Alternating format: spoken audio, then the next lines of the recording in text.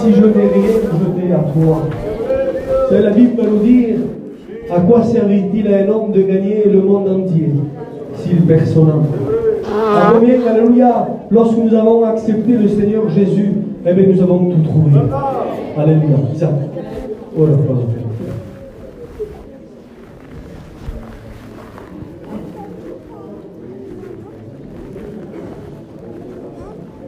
Gloire a Dio, alléluia. Je vais appeler il lugar avec les raccomanti.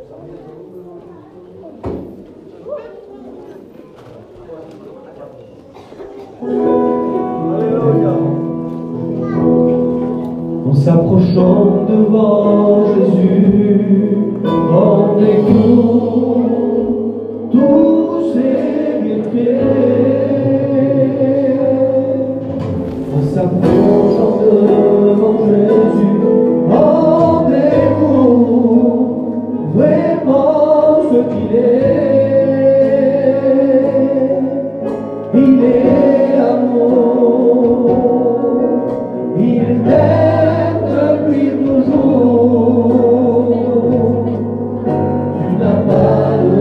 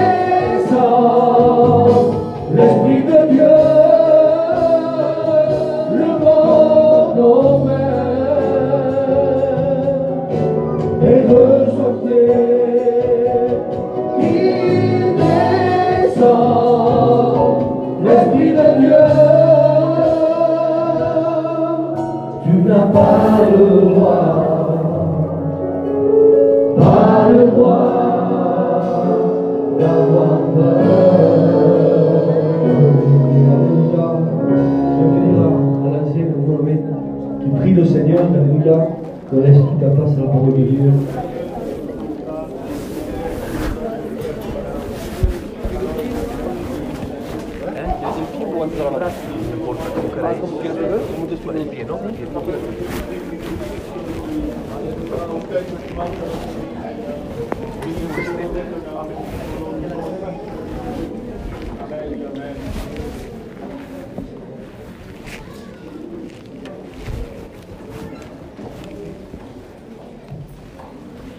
Voilà, que Dieu soit béni ce matin.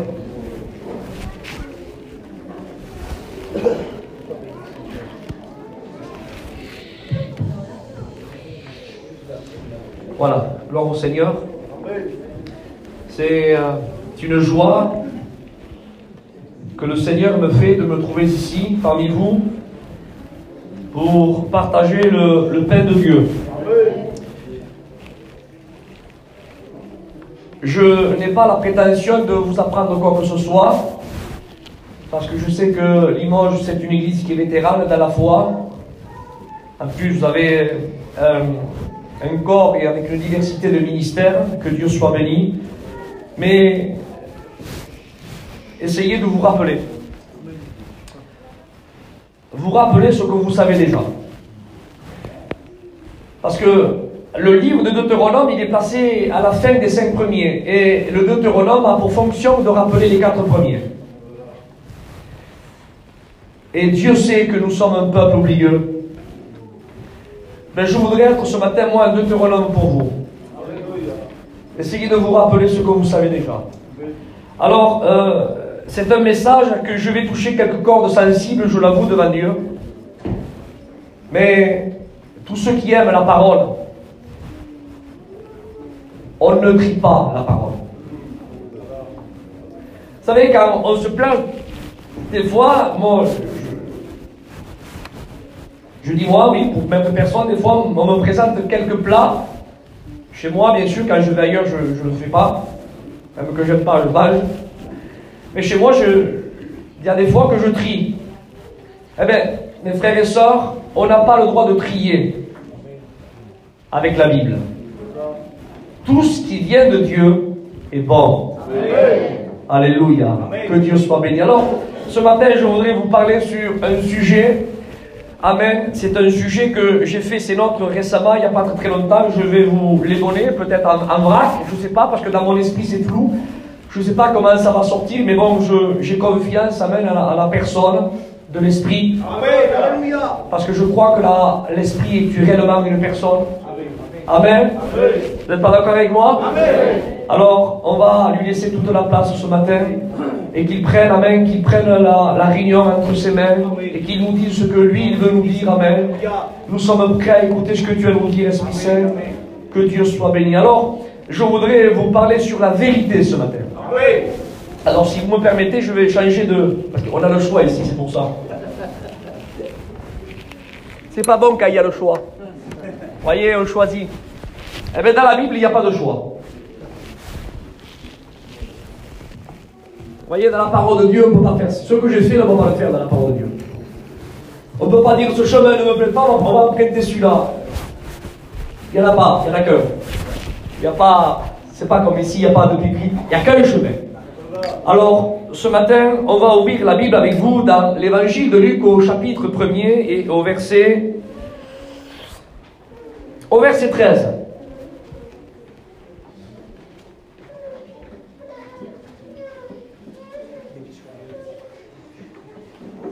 Évangile de Luc, chapitre 1er et verset 13.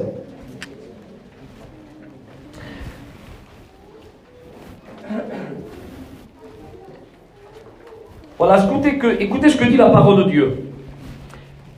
Mais l'ange lui dit, ne crains point Zacharie, car ta prière a été exaucée, ta femme Élisabeth enfantera un fils, et tu lui donneras le nom de Jean. Il sera pour toi un sujet de joie et d'allégresse, et plusieurs se réjouiront de sa naissance, car il sera grand devant le Seigneur. Il ne boira ni vin, ni liqueur enivrante, il sera rempli du Saint-Esprit, et dès le sein de sa mère. Écoutez le verset 16, il va nous servir de tremplin ce matin pour introduire la pensée de Dieu. il ramènera plusieurs des fils d'Israël au Seigneur leur Dieu. Il marchera devant Dieu avec l'esprit et la puissance d'Élie pour ramener le cœur des pères vers les enfants et les rebelles à la sagesse des justes, afin de préparer au Seigneur un peuple bien disposé. Amen. Amen. Et je voudrais souligner ce court verset qui est entre ce verset, c'est quelques mots plus tôt. Il dit, il marchera devant Dieu avec l'esprit, de la puissance d'Élie. Vous savez, des fois, dans la parole de Dieu, il y a des petits détails et on passe outre, on passe à côté. Et je voudrais essayer de mettre en relief ces quelques petits détails de la parole pour qu'on puisse vraiment, évaluer ce que dit la Bible. Il dit, il marchera avec l'esprit et la puissance d'Élie. Il dit pour. Parce que s'il n'y a pas ça, il n'y a pas le pour. Il dit pour. Alléluia, pour ramener les cœurs des pères vers les enfants et les rebelles à la sagesse des justes. Amen. Amen. Amen. On prie le Seigneur. Alléluia. Notre Père et notre Dieu, nous sommes devant toi ce matin. J'ai besoin de toi, Seigneur. Ce n'est pas que des mots, c'est mon cœur qui parle, Seigneur. Car si tu sondes mon cœur, disait l'homme de Dieu, tu ne trouveras rien d'autre que ce qui sort de ma bouche. Seigneur, j'ai besoin de toi. Je me sens incapable, Seigneur, devant le corps des anciens, à porter un mot du ciel. C'est grand, c'est très grand. Seigneur, c'est tellement grand que ça me dépasse et j'ai besoin de toi. Dispose nos cœurs, Seigneur, que nos cœurs soient réellement réceptifs à écouter ta parole. Seigneur, qu'ils ne puissent pas voir ce matin celui qui prêche, mais qu'il puisse, amen, entendre, amen, celui qui prêche. Seigneur, c'est ce que nous voulons entendre ce matin. Nous ne voulons pas voir, nous voulons entendre ce qui vient de Dieu. Seigneur, que nos cœurs soient là, que notre esprit soit là, que notre esprit ne soit pas vagant. Seigneur, qu'on puisse réellement être ici, amen, en contact, amen, avec le fil conducteur de la communion. Seigneur, je te loue de ce que tu as préparé cette réunion, de ce que tu vas nous bénir, de ce, Seigneur, que tu vas déverser ton huile sainte ce matin, de ce que tu vas redresser, de ce que tu vas lever, de ce que tu vas restaurer, de ce que tu vas mettre en relief. Seigneur, ce qui est peut-être caché, obscur, ce matin, ta parole, Seigneur, elle est cette lumière qui va illuminer les moindres recoins, Seigneur, de notre pensée, de notre cœur, les endroits les plus cachés. Ta parole, Seigneur, va aller jusqu'aux profondeurs, Seigneur, des rêves, et elle va mettre, Seigneur Dieu, oui, à la clarté, non pas pour nous juger, mais pour nous bénir. Amen. Non pas pour nous pointer du doigt, mais pour nous faire aller de l'avant, Seigneur, car c'est le but de la parole. Tu as dit, l'homme ne vivra pas de pain seulement, mais de toute parole qui sort de la bouche de Dieu. Amen, ta parole est la vie pour nous.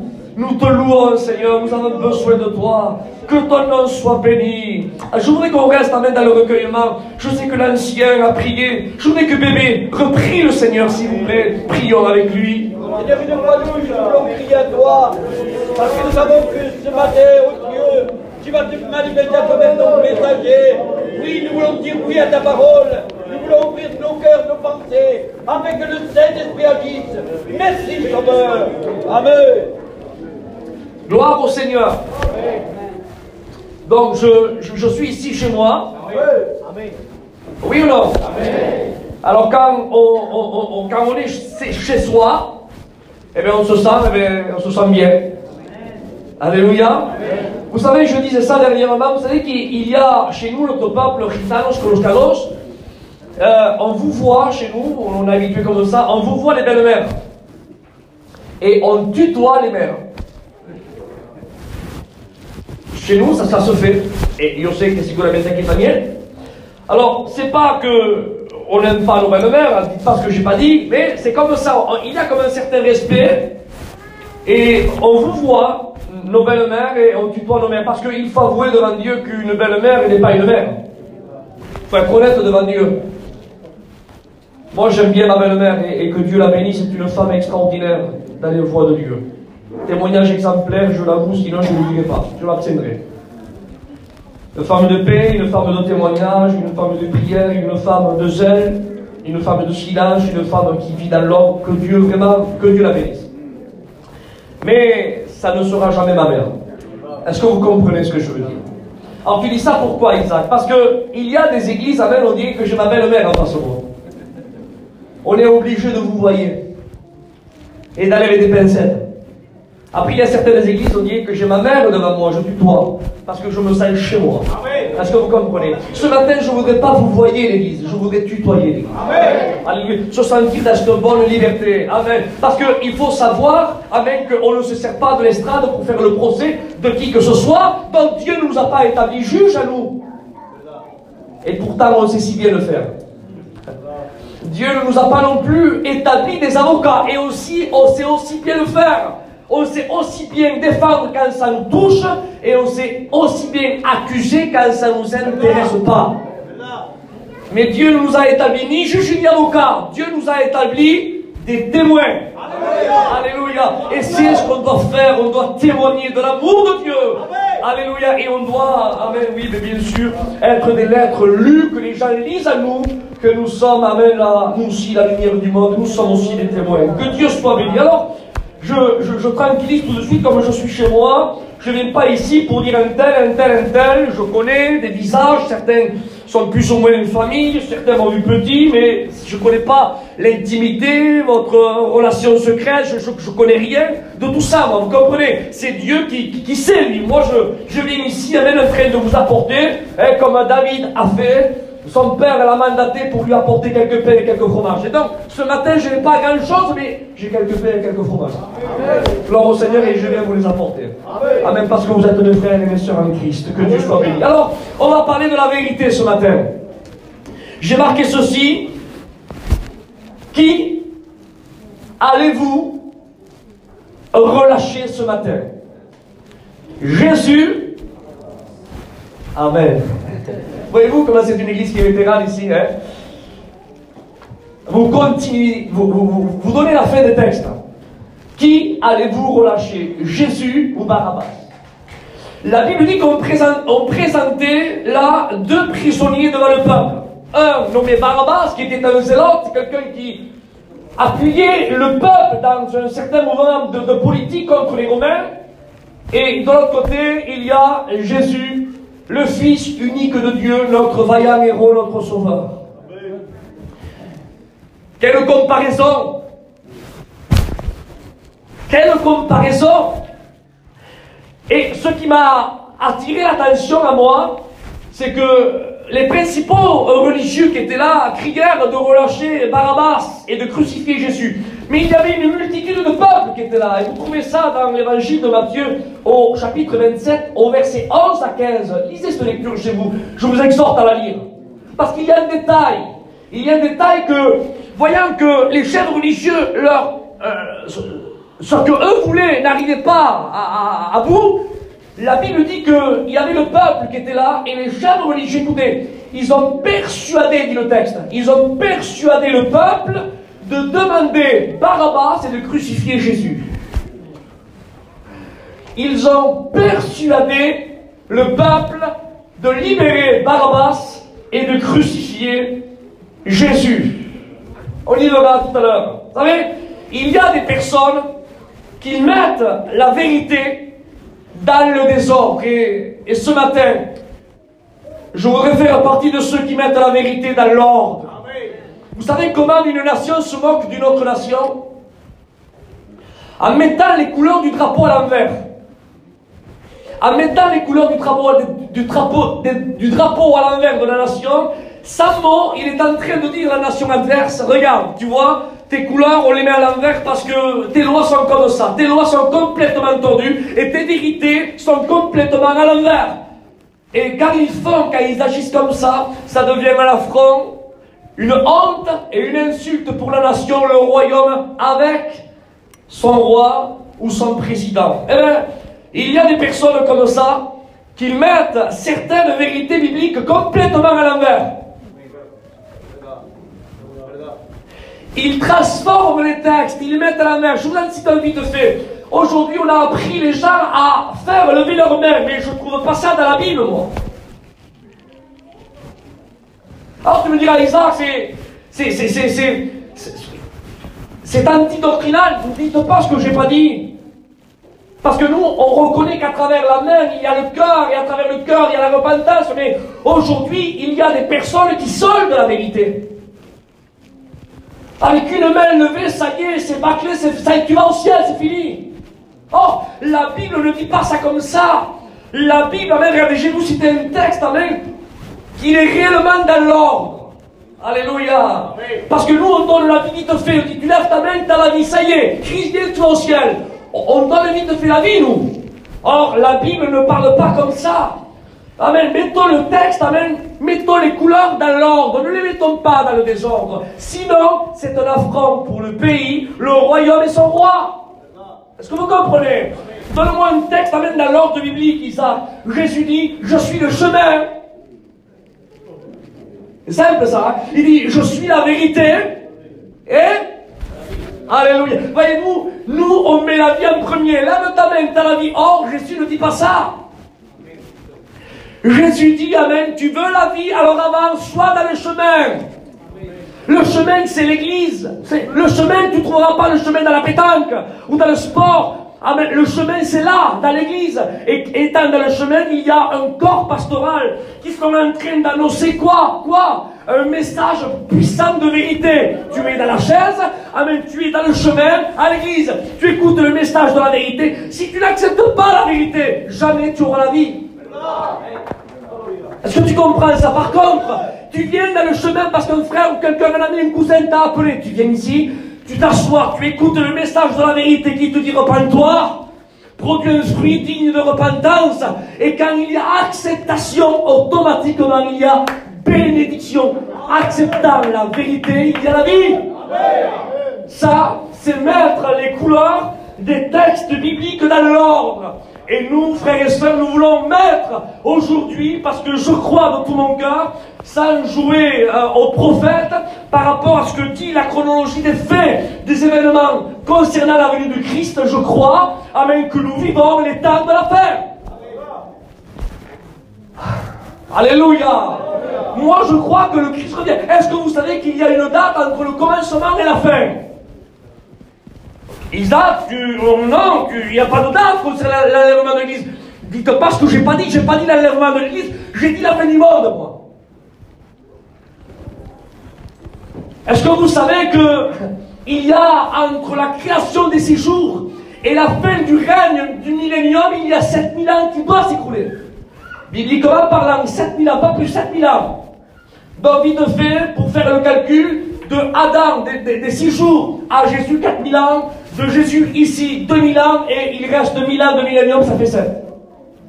Nous sommes vraiment dans la période de l'enlèvement de l'église. Moi, je dis, avec que nous sommes dans le plus.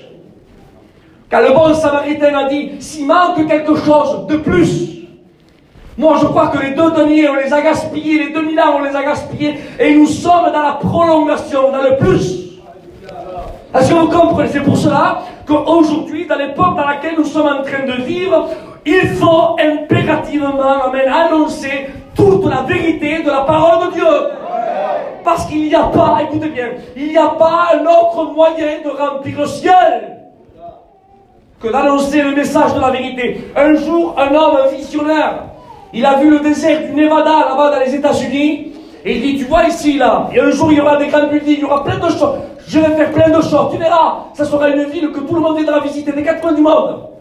Et il ne s'est pas trompé, il a commencé à lever des buildings, des casinos, et tout. Ah, mais voilà, et c'est devenu Las Vegas. Il a converti, écoutez, un désert, il a fleuri un désert avec du mensonge, du péché, avec des buildings, avec tout, voilà. Mais moi, je dis à cet homme-là, je lui réponds, moi aussi, je connais un homme qui a rempli un désert, mais non pas avec un mensonge, mais avec un message de vérité, il s'appelait Jean-Baptiste. Alléluia! Lui aussi, il vidait les synagogues, il vidait le temple, mais non pas en donnant ce que le peuple voulait entendre, mais en train de dire aux personnes, sépulcre blanchi, produisant un fruit digne de repentance, et les gens se déplaçaient en masse auprès de lui. Parce que la vérité, amen, elle attire. C'est comme la loi de la gravitation. La loi de la gravitation, c'est la masse la plus grosse qui attire vers elle la masse la plus petite. Et la vérité, c'est la masse la plus grosse parce que la vérité, c'est Dieu. Amen. Alléluia. Amen. Et le désert se remplissait. Amen. Parce que le peuple a soif. A soif de vérité. Alléluia, on croit que la puissance, amen, c'est les miracles, les dons de guérison et tout ce qui s'ensuit. Ça en fait partie. Mais quand vous calculez la vie de Jean-Baptiste, il n'a même pas guéri une grippe, lui. Il n'a même pas écouté, il n'a même pas changé un verre d'eau en quoi que ce soit. Il n'a rien fait. Pas un miracle. Son ministère a duré 6 mois. 6 mois. Il a été prophétisé 700 ans avant pour durer 6 mois de ministère. Le temps de Dieu, amen, n'est pas basé dans notre temps à nous. Alléluia. Amen. Il dit, il marchera. Il dit, avec l'esprit et la puissance d'Élie. Alléluia. Et je regardais le mot esprit. Le mot puissant veut dire être capable. Et l'ange est en train de dire là, Zacharie dit, lui, il sera capable. Parce qu'il faut savoir qu'au temps de Zacharie, il y avait l'apostasie qui était là, il y avait les belles tuniques, les belles phylactères, les lanières, il y avait le temple, il y avait tout pour attirer les regards, mais à l'intérieur, il n'y avait pas de vie. Plus que dans le Saint des Saints, l'arche de l'alliance, il n'y était plus. Mais tout le monde vivait une certaine vie religieuse, mais sans aucune vie intérieure. Ils avaient la tunique de l'apparence, mais à l'intérieur, ils étaient remplis d'ossements desséchés, dit la parole de Dieu. Et personne n'était capable de reprendre qui que ce soit. Par contre, Gabriel dit, lui, il sera capable. Oh, alléluia. Il sera capable. Mais quoi? Être puissant veut dire capable. Il dit, et avec l'esprit d'Élie. Mais quel esprit d'Élie? Puisque Élie a fait 7 grands miracles. Or, Jean-Baptiste n'a fait aucun, lui. Oui, parce que le ciel n'évalue pas comme nous on évalue. Nous on évalue quelqu'un qui marche rempli de l'esprit, c'est quelqu'un qui fait plein de miracles. Or, quand le ciel voit un homme qui est rempli de l'Esprit Saint, amen, c'est pas parce qu'il fait des miracles. Retenez-le ça, parce que les miracles, ce n'est pas la part de l'homme, c'est la part du ciel. Et Dieu ne retient pas ce que lui il fait. Le voyez-vous ici? Dieu ne retient pas ce que lui il fait. C'est pour cela que dans Matthieu 7, des hommes se présentent devant Dieu. Il dit, mais Seigneur, n'avons-nous pas chassé des démons en ton nom? N'avons-nous pas guéri des malades? On dirait que Dieu dit, mais qu'as-tu fait toi? Quoi? Si tu te présentes devant moi, présente-moi avec quelque chose que toi tu as fait. C'est pour ça que moi je dis que personne ne se... Soulignez-le ça, que personne ne se glorifie avec les dons. Si vous voulez vous glorifier avec quelque chose, glorifiez-vous avec vos fruits. Parce que les dons, c'est un don. Tu ne l'as pas mérité, il te l'a donné. Les fruits, non, les fruits, c'est le fruit de l'obéissance. C'est le fruit de la fidélité. C'est ton effort à toi. Est-ce que tu comprends ce que je veux dire?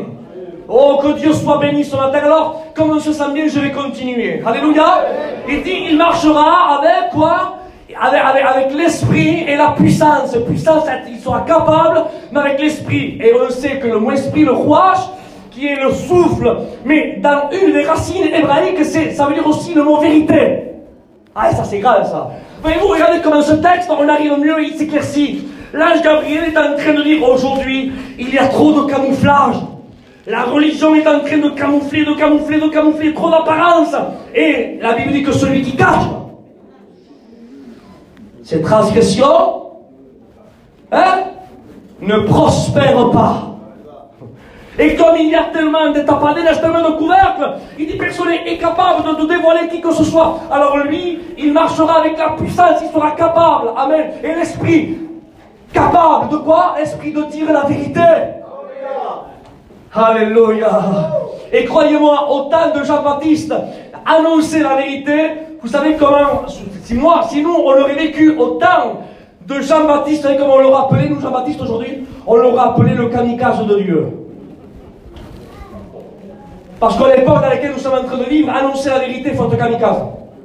Aujourd'hui, plus personne ne veut se mouiller avec qui que ce soit. On ne peut pas reprendre un tel parce que sinon, celui-là va se prendre contre moi, là-bas son fils, là-bas le père. Non, on ne peut pas. Personne veut des problèmes, oui, mais mes frères et sœurs, notre but à nous, ce n'est pas de remplir des locaux, parce qu'il y a plusieurs moyens de remplir des locales. Surtout notre peuple qui est friand de sensations, qui est friand d'émotions. Oh, rien ne nous fait pleurer à nous. On prend une guitare avec un bon chanteur, il se met là, et avec un petit peu de folklore, il a le piano, et on pleure. Et on remplit le local. Et les gens repartent, excusez-moi, pour ceux qui portent du vin, ils repartent avec leur drogue, avec leur alcool, leur tabac, leur rein, leur mensonge, leur jalousie, la liste est longue. Il y a plusieurs méthodes pour remplir des locaux, mais il n'y a qu'un seul message pour remplir le ciel. Est-ce que vous comprenez ça? C'est le message de la vérité. Il n'y en a pas un autre, le message de la vérité. Et Jean-Baptiste rentre dans la scène. Amen. Il rentre dans la scène, lui. Alléluia. Et vous savez comment il est rentré en scène, lui? C'était un lévite. Normalement, il aurait dû endosser l'habit des lévites. C'est normal. Mais lui, il a un habit qui ne correspond pas aux lévites.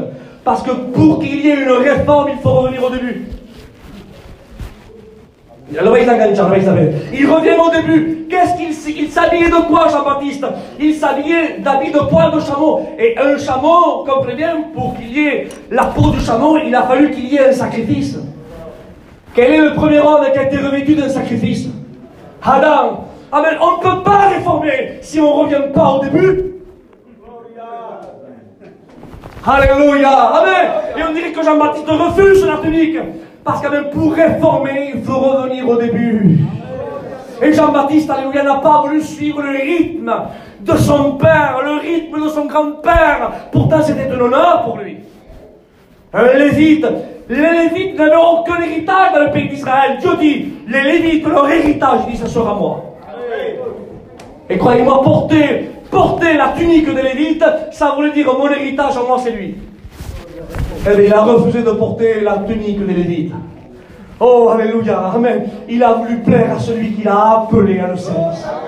Amen, quand il s'est habillé de poils de chameau, alléluia. Il n'était pas, non, dans les coins des rues en train de faire de belles prières, non. Il reprenait là les sacrificateurs qui étaient là. Il reprenait les docteurs de la loi, les religieux. Et à un certain moment, non, si moi j'aurais été là, j'aurais dit, por favor, ne fais pas ça. Il voit passer la couronne. Et quand il va passer la couronne, on aurait dit qu'il était friand. Ça y est, enfin il est là.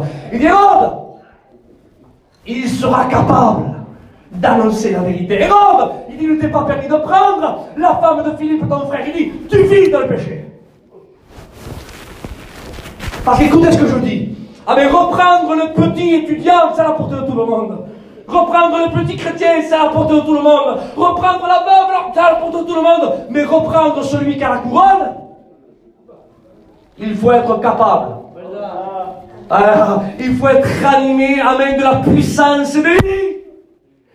Alléluia. Vous savez qu'est-ce que le ciel a retenu de lui? Nous on retient les miracles de lui. Non, le ciel a retenu un homme qui s'est mis face à face le roi Akab et devant 850 faux prophètes. Voilà ce que le ciel a retenu de lui. Il dit, vous l'église de Limoges, Isaac, qu'est-ce que tu retiens de lui? Ah mais Seigneur, moi je retiens tes miracles. Il dit, moi je retiens pas ça, parce que les miracles c'est moi qui les ai fait à travers lui. Par contre, je retiens de lui, amen, qui n'a pas camouflé le péché. Je retiens de lui, amen, qui n'a pas camouflé le mensonge. Je retiens de lui qui n'a pas voulu plaire à la couronne. Parce qu'aujourd'hui on veut beaucoup plaire aux couronnes. Me siento libre, ¿verdad? On veut beaucoup plaire à la couronne, alléluia. Amen, mais quand on veut plaire à Dieu, amen, on ne peut pas plaire à la couronne. Est-ce que vous comprenez? Et Jean-Baptiste était un homme de cette trempe-là. Et moi, je l'appelle le kamikaze de Dieu. Le kamikaze de Dieu. Vous savez comment les kamikazes se font exploser? Avec une ceinture explosive autour de leur rêve. Vous savez que la vérité, elle a pour fonction, amen, une ceinture. Dans l'épître aux Éphésiens, au chapitre 6, verset 11, il dit revêtez-vous, il dit à vos reins, il dit la ceinture de la vérité. La vérité est une ceinture, la vérité est une bombe. Est-ce que vous comprenez ça? Quand on fait éclater la vérité, c'est une bombe. Amen. Et ceux qui font éclater la vérité dans l'époque dans laquelle nous sommes en train de vivre en 2019, alléluia. Merci, Justin. Aujourd'hui, il faut les appeler les kamikazes de Dieu. Amen. Alléluia. Et Dieu, aujourd'hui, a besoin, amen, qu'il se lève des kamikazes de Dieu. C'est bien d'aller dans les profondeurs de l'hébreu, du grec, du latin, même le javanais si vous voulez. Mais si ton frère a péché, dis, va et reprends-le. À quoi ça sert de venir ici, de me taper 500 km, de vous décortiquer un message ici là-bas, et que je parte, qu'après il convient, c'est bien, c'est bien. Mais ce qu'on doit par-dessus tout, c'est dire la vérité. Amen. Que Dieu soit béni, que son nom soit glorifié. Donc, Je continue. Regardez, la vérité biblique, elle n'a aucun sentiment humain. Alléluia. La vérité biblique n'a aucun sentiment humain. Au contraire de certaines églises de chez nous. On mélange beaucoup, on dilue beaucoup la vérité avec nos propres sentiments à l'intérieur. Oui, mais c'est pour cela que la vérité perd son efficacité. Elle perd, regarde, je vous donne un exemple biblique. Un jour, on vient s'accaparer de Jésus au jardin de Gethsémane, qui est en face du mont du Temple. Au milieu, il y a la vallée du Cédron, et il y a ce grand jardin qui était immense, le mont des Oliviers, et sur un coin, un temps, il y avait le jardin de Gethsémane, le jardin du pressoir. Et Jésus est là. Alléluia. Notre vaillant héros était là. Et tout à coup, il dit à ses disciples de prier. Vous connaissez l'histoire. Il y a un certain moment, vers 4-5 heures du matin, entre les deux soirs, parce que l'agneau devait être immolé entre les deux soirs. Et donc, à partir de 5 heures du soir, de l'après-midi plutôt, eh bien, pour les Juifs, c'est le lendemain qui s'enclenche. Donc, Jésus a été pris à peu près entre 4 et 5 heures du matin, avant la levée du soleil. Et la Bible dit que des hommes étaient là avec des lampes, des lanternes, des bâtons. Une cohorte, ce sont 600 hommes. Imaginez 600 hommes pour un seul homme tout seul. Écoutez. Il dit que tous les disciples l'ont abandonné. Même un est parti, pardon pour l'expression, sans satellite. De la Trajata que tenía. 600 hommes. Tous, patas para que te quiero. Et tous partaient. Et sauf un, l'amour qu'il avait pour lui, l'amour qu'il avait pour le Christ. Claro, si on poserait la question à Pierre, mais Pierre, mais pourquoi l'amour que tu as pour lui, pourquoi t'aveugle le danger? Il nous répondrait, parce que Jésus, il vivait chez moi à Capernaum pendant 3 ans.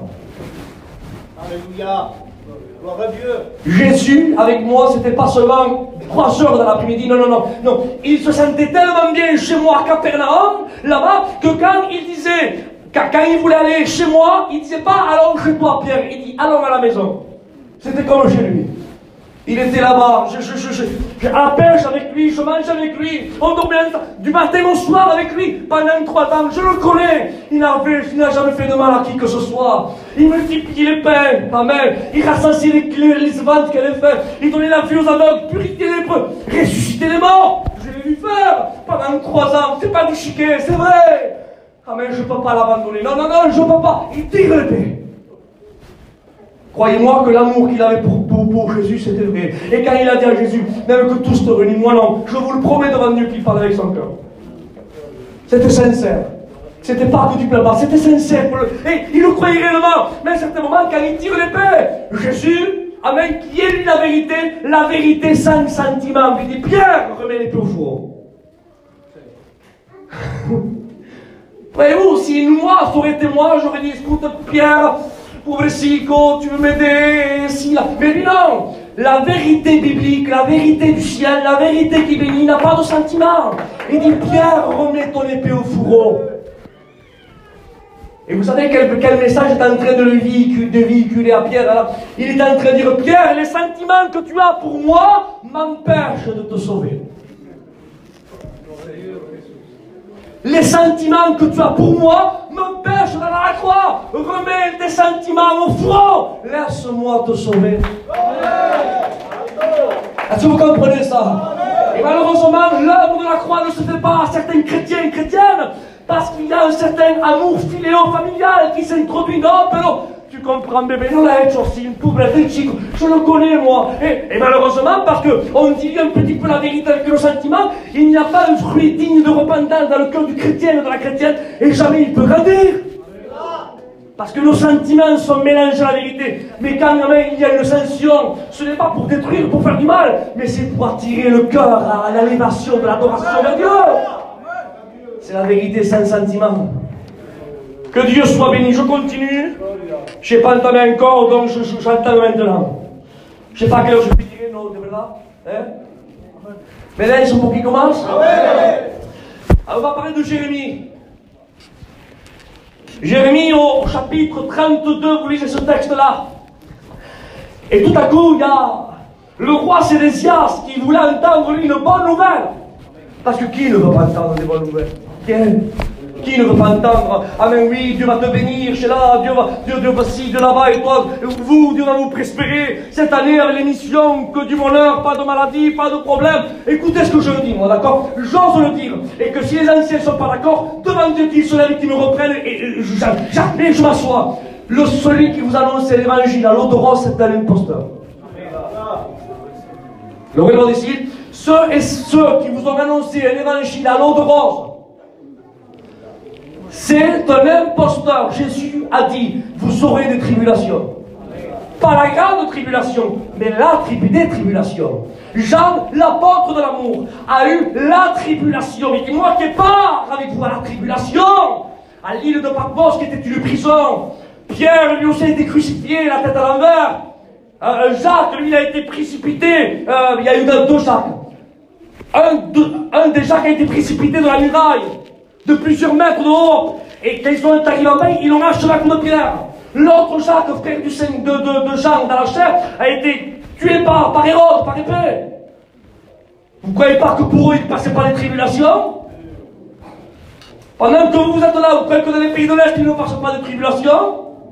Là-bas, dans les pays d'Afrique, ils ne passent pas de tribulations? Mes frères et sœurs, oui. Maintenant, à Cahors, croyez-vous que les frères ne passent pas de tribulations? Écoutez, tenez ferme, mes frères et sœurs, parce que les temps que nous sommes en train de vivre sont très critiques. Il faut vivre une vie de Dieu. Donc, il voulait un bon message. Le roi Sédécias. Mais il s'est adressé à la mauvaise personne. Il s'est adressé aussi à un kamikaze de Dieu, Jérémie. Il dit, Jérémie, y a-t-il un mot de Dieu pour moi? Il dit, oui, il y a un mot de Dieu pour toi. Il dit, les Babyloniens vont venir, ils vont investir le pays. Quoi? Je te dis, si tu me dis que les Babyloniens, c'est pas un bon message, Jérémie. Qu'on prenne Jérémie, monsieur Jérémie, et qu'on le mette en prison. C'est ce qui s'est passé, le frère et sœur, on gagne, ouais. Je ne m'en pas. Donc on prend Jérémie, le roi, parce que le roi a l'autorité de mettre le messager en prison. Soulignez-le ça. On peut mettre le messager en prison, mais jamais tu pourras mettre en prison le message. Parce que si ce n'est pas un serviteur que tu as peut-être cloisonné, Dieu a suscité un autre pour te le dire. Le message, même tu ne peux pas le mettre en prison, ni le tuer, parce que la vérité, tu pourras la cacher 3 jours. Après, il ressuscite. Tu ne peux pas. Le message est là. Et c'est ce qui s'est passé avec Jérémie. On prend Jérémie, on le met en prison. Chapitre 32, écoutez, il se passe 5 chapitres. Chapitre 37 maintenant, suivez le livre. Donc, on va donner des ailes à notre imagination. Il se passait un chapitre. Combien il s'est passé? Non, on sait. C'est passé 5 jours, 5 mois, 5 ans? Je ne sais pas. Je ne sais pas. Mais 5 chapitres. Donc, on va donner des ailes à notre imagination. Imaginez que chaque chapitre, je dis ça, moi, imaginez que chaque chapitre, c'est un mois. Alors, chapitre 32, 33, 34, 35, 36, 37. Il se passe 5 chapitres. 5 chapitres plus loin. Mais pendant ces 5 chapitres, Jérémie est en prison, là. 5 chapitres plus loin, le roi Sédécias, écoutez, fit appeler Jérémie secrètement.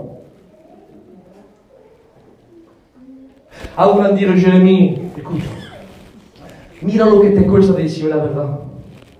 Parce que tu m'as annoncé la vérité, tu n'étais pas tranquille là dehors, hein?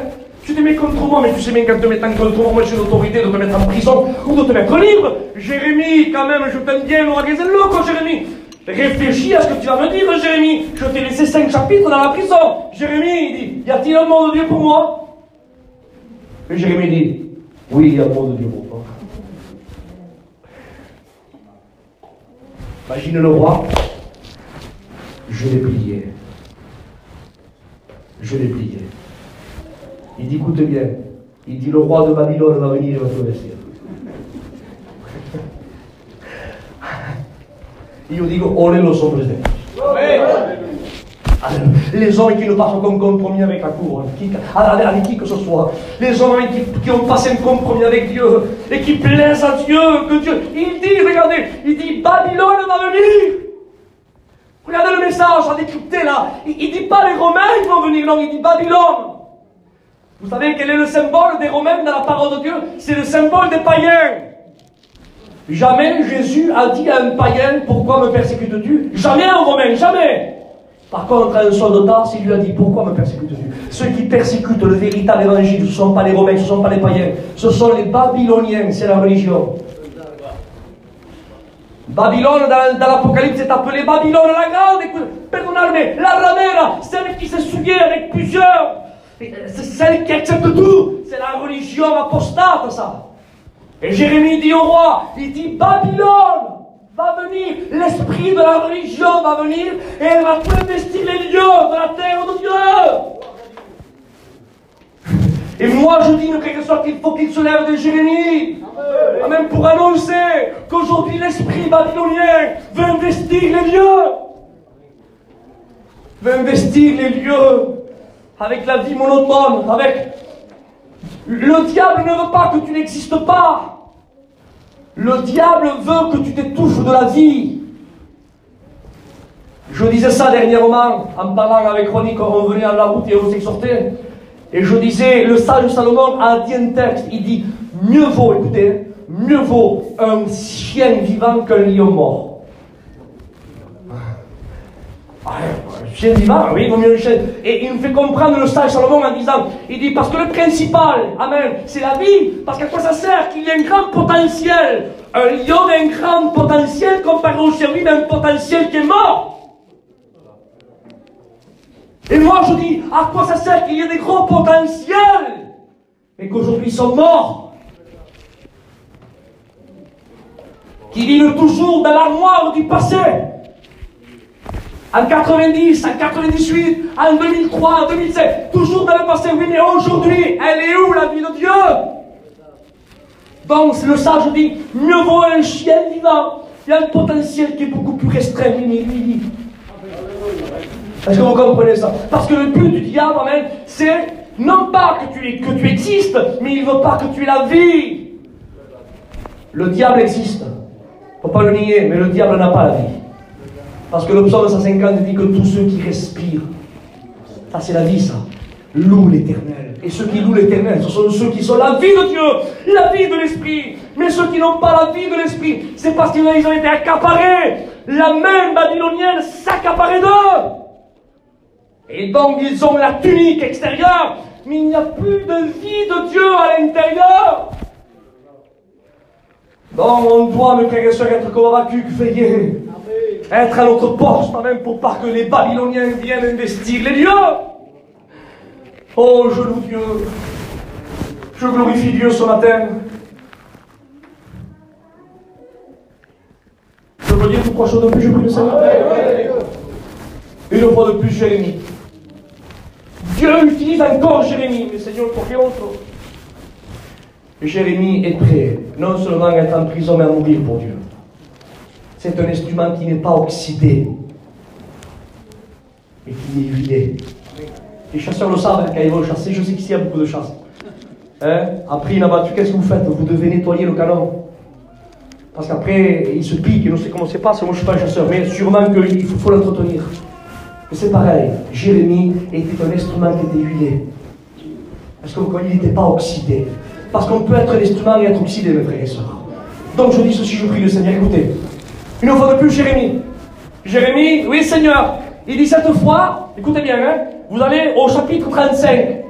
Il dit tu vas aller là-bas vers un peuple là-bas, mais tu vas leur faire une apéro. Alors vous avez lu, mais comme on dit, c'est comme ça. Hein. Il dit écoutez bien, tu vas aller vers les gens, comment ils s'appellent? Ils s'appellent les Récabites. Tu les appelles là-bas et tu leur mets une table pleine de vin. Et il ne faut pas les enivrer, mais fais-leur goûter un petit peu de vin. Jérémie va, voilà, il va vers les Récabites, il leur met une table avec un petit peu de vin. Il dit Récabites, il dit voilà, buvez un petit peu de vin. Et les Récabites disent comment? Boire du vin, nous mais nos pères, c'est pas possible. Il dit mais pourquoi? Il dit parce que nos pères, nos grands-pères, nos arrière-grands-pères et nos aïeuls nous ont interdit formellement de boire une goutte de vin. Et on ne peut pas ne pas accomplir la parole de nos anciens, pas. Et le mot de Dieu qui avait là pour ce peuple, c'était comment est-ce possible que vous êtes si à cheval sur vos coutumes de vos anciens qui vous ont transmis et si léger avec les commandements de Dieu? Parce que chez nous ça marche. Non, tu comprends? Parce que mon grand-père, mon mari. Ah non, chez nous ça se fait pas. Oui, mais chez nous non, hein. Jamais personne nous fera boire une goutte de vin. On est comme les récabites certains. Non, ça, jamais, oui, mais avec la parole de Dieu. Oui, mais ça, Dieu le voit. Si à cheval avec nos coutumes est très léger avec la parole de Dieu. Donc Dieu ne veut pas dire, si vous n'êtes pas boire de vin, ne buvez pas. Mais le message que Dieu est en train de nous donner comme on récapite, si vous ne voulez pas boire, ne buvez pas. Si vous voulez vous attacher à vos coutumes qui n'empiètent pas, je le répète, qui n'empiètent pas. Des fois je bug comme l'iPhone, je me répète, pardonnez, mais qui n'empiètent pas. Qui n'empiètent pas dans la parole de Dieu, regardez-les. On le voit pas, mais quand il y a quelque chose qui empiète, il faut amputer, parce qu'on n'est pas là pour se plaire mutuellement, mais pour plaire à Dieu. Amen. Et Dieu est en train de dire, mais si vous voulez garder vos coutumes, gardez-les, ça ne me dérange pas, ne coupez pas de vin. Ça énorme estorbe. Mais par contre, ce que je suis en train de te faire comprendre, que de la même façon que tu es très à cheval pour conserver tes coutumes, fais pareil avec tes lois. Alléluia. C'est non. Fais pareil. Alors, je dis ça et je prie le Seigneur. Regardez Daniel. Dans le chapitre 1er, il a à peu près 20, j'ai fait un calcul, il a à peu près 20 ans, même un peu moins, écoutez. Compterons, imaginez 20 ans. Le roi de Babylone, Nebuchadnezzar, l'a déporté il y a à peu près 850 km de sa terre à lui de Jérusalem, d'Israël. Donc il est dans une terre étrangère, non pas le département voisin comme ici avec Villeneuve, il y a à peu près 200-230 km. Pas beaucoup. En 2-3 ans, on est là, plus avec les moyens d'aujourd'hui. Mais avant, il n'y avait pas les moyens d'aujourd'hui, et en plus, c'est presque à 900 bornes. Déporté là-bas. Il a à peu près 20 ans. Le roi Nebuchadnezzar, qui était une des premières puissances mondiales de l'époque, le grand, parce qu'il était beau, grand, c'était un des fils des nobles, et donc, c'est comme une sélection avec lui, avec les autres, Shadrach, Meshach, avec Nego, et on essaye de leur apprendre la langue des Chaldéens, et on veut les mettre là, et on veut qu'ils soient bien. Donc, ils partagent son repas, le roi avec eux. Et Daniel, même qui est dans une terre étrangère, alléluia, parce que celui qui aime la vérité, là où il se trouve, il la vit. Amen. Je le dis otra vez. Là où il se trouve, amen, il a la vie. Amen. Il vit la vie. Parce que ce n'est pas l'endroit qui lui procure la vie, c'est celui avec qui il est connecté qui lui procure la vie. Et là où il va, la vie, il dit, je serai avec vous tous les jours. Et il est là. Et donc, quand il est là, à un certain moment, vous connaissez l'histoire, il refuse de se corrompre. Et il se passe 5 chapitres. Dites-moi, après, je prie le Seigneur, je n'en peux pas plus. Il se passe 5 chapitres, et on arrive au chapitre 5. Et au chapitre 5 du livre de Daniel, vous trouvez un autre roi qui est venu. Il s'appelle le roi Belchassar. On dit que c'était le fils ou le petit-fils. Et lui, le roi Belchassar, il est avec ses convives. Il y a certains princes qui sont là. Les Syriens sont là, certains Syriens sont là. Et, non, excusez-moi, les Perses sont là, certains Perses sont là. Et tout à coup, il voit dans un pan de mur un doigt écrire. Imaginez un petit peu livre, lui. Sous l'effet, dans un état second d'alcool, il voit un doigt écrire. Il dit peser, compter, diviser. Et tout à coup, le roi est troublé. La Bible dit, écoutez, la Bible dit que quand l'écriture s'est fait là, écrire sur l'écriteau, il dit que ses genoux se heurtaient les uns contre les autres. Quand Dieu parle, fait trembler les couronnes, amen, il dessout le livre. Et il est là. Il y a quelque chose qui s'est passé qui n'est pas normal. Et le texte dit qu'il appela les sages de l'époque. Et imaginez les sages, parce que je vous le dis, vous avez retenu le mot que j'ai dit au début. Reprendre et dire la vérité à quelqu'un de petit, ça rapporte tout le monde. Mais quand le roi a droit de vie et de mort, on pèse là.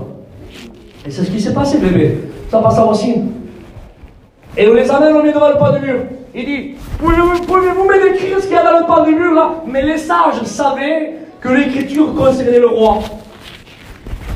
Alors sûrement qu'il devait se dire, vas-y, tire tout. Hein? Que lo so, là. C'est toujours moi qui parle, parle-toi un peu. Personne n'osait. Le texte dit, ils ne plurent pas. Mais quand vous allez dans les racines profondes, ne plurent pas, ça dit, ils n'ont pas été capables. C'est ça le mot, ils n'ont pas été capables.